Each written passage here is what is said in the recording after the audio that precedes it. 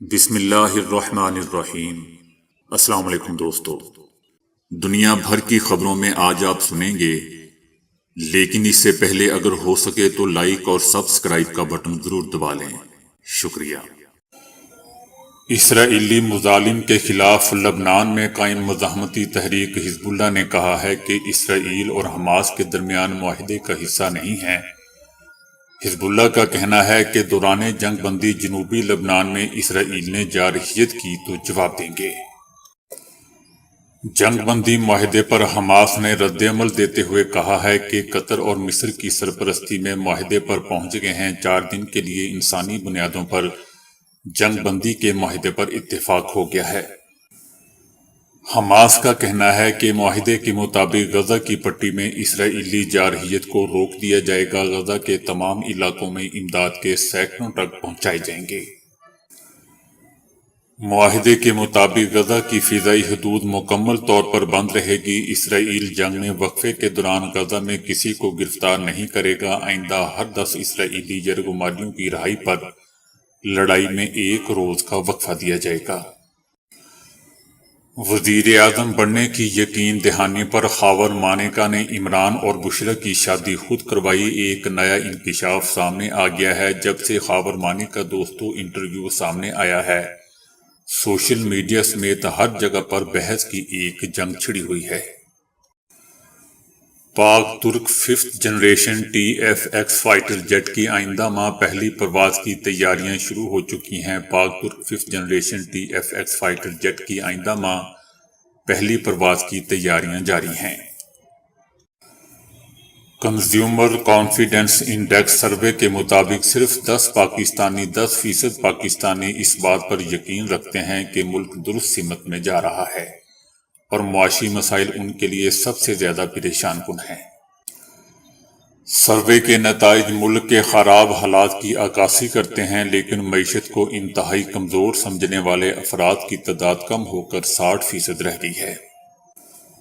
Survey کے مطابق مہنگائی، بے روزگاری اور غربت میں اضافہ پاکستانیوں کے لیے اہم ترین مسائل ہیں۔ 90% پاکستانیوں کا خیال ہے کہ پاکستان درست سمت میں نہیں ہے۔ صرف 5% خواتین کو یہ اطمینان حاصل ہے کہ پاکستان درست سمت میں آگے بڑھ رہا ہے۔ بدبو اور چوہوں کے باوجود بل گیٹس گٹر میں اتر گئے، ان کی ویڈیو وائرل ہوگی۔ دوستو، ورلڈ ٹوائلٹ ڈے 19 نومبر کو منایا جاتا ہے۔ اس موقع پر مشہور کمپنی مائیکروسافٹ کے بانی اور دنیا کے امیر ترین شخص بل گیٹس گٹر میں اتر گئے۔ سابق وزیر پٹرولیم کا کہنا ہے کہ پاکستان کی معیشت کو توانائی کے نقصانات روکنے کی ضرورت ہے۔ پاکستان ہوا اور سورج سے بجلی بنانے کی جنت ہے۔ چینی صدر شی جن پنگ نے غزہ میں فوری جنگ بندی کا مطالبہ کرتے ہوئے کہا ہے کہ غزہ میں شہری آبادی پر حملے بند کیے جائیں۔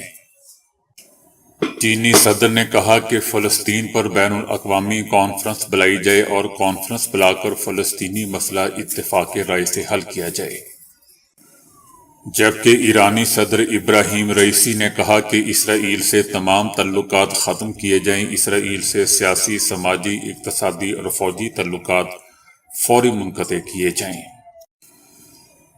تل ابیب اور وسطی اسرائیل پر 7 اکتوبر کو جنگ کے آغاز کے بعد سے اب تک کا سب سے بڑا راکٹ داغ دیا گیا۔ غزہ کی پٹی سے تل ابیب اور وسطی اسرائیل کے شہروں کی طرف راکٹوں کی بوچھاڑ کر دی گئی۔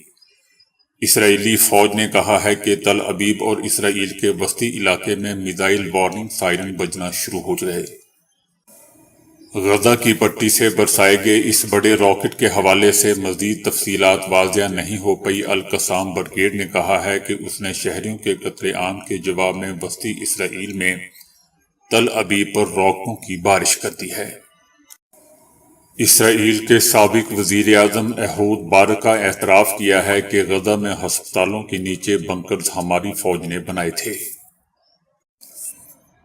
پاکستانی تاریخ کا سب سے بڑا LPG کارگو جہاز کراچی پہنچ گیا۔ کارگو جہاز عراق کے شہر بصرہ سے 11,000 میٹرک LPG لایا ہے۔